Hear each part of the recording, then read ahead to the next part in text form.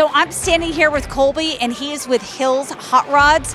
Colby, you guys have all sorts of custom going on with this build. It is a 67 Crew Cab, but at one point it was a Suburban. Tell us about this build. It was a long build, typical SEMA crunch.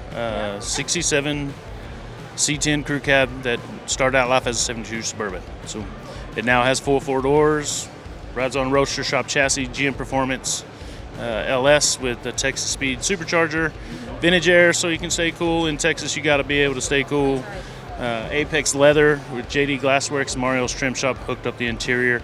All of our really cool stuff that you see on the outside is what we're here for. It's in the Fesler booth. So we have the flush mount glass on the front, the rear, the door panels, the seats, the dash panel, the kick panels, everything is from Fesler. So super cool truck, fun to drive. We drove it actually from the Platinum lot over here and it rode great.